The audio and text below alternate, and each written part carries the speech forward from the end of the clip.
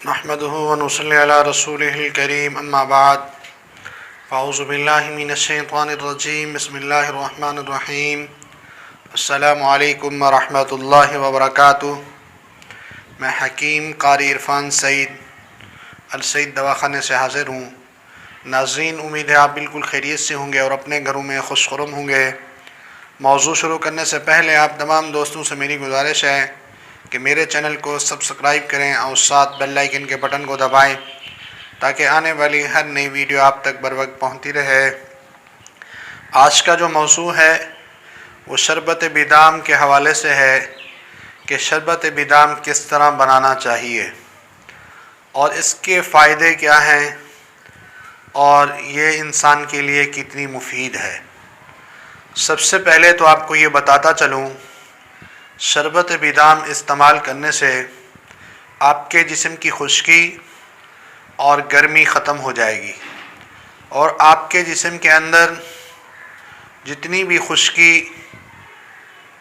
سر کے اندر یا معدے کے اندر ہے وہ مکمل شربت بادام استعمال کرنے سے ختم ہو جائے گی۔ اگر آپ کو قبض رہتی ہے تو انشاءاللہ شربت بادام استعمال کرنے سے آپ کی قبض بھی مکمل ختم ہوگی، لیکن اس میں ایک شرط ہے کہ آپ شربت بادام خود بنائیں یا ہمارے دواخانے سے منگوائیں۔ باقی شربت کا جو طریقہ ہے بنانے کا وہ آپ تمام دوستوں کو میں بتا دیتا ہوں۔ آپ کے پاس 100 گرام بادام ہونے چاہیے۔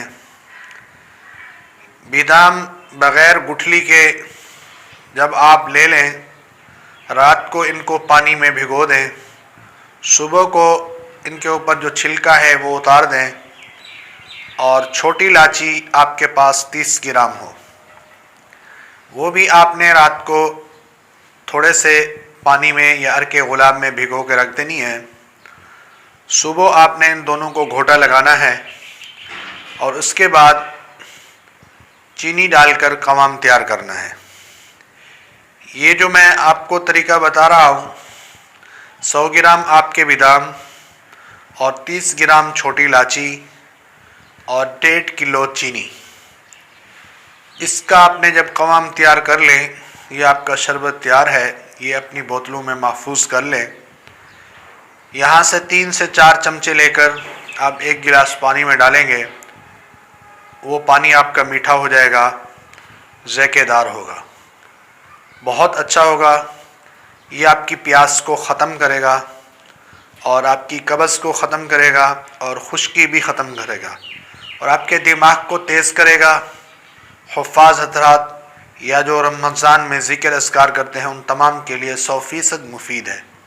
امید ہے آپ تمام دوست اس کو بنائیں گے اور اپنے دوستوں کو بھی شیئر کریں گے۔ جزاک اللہ۔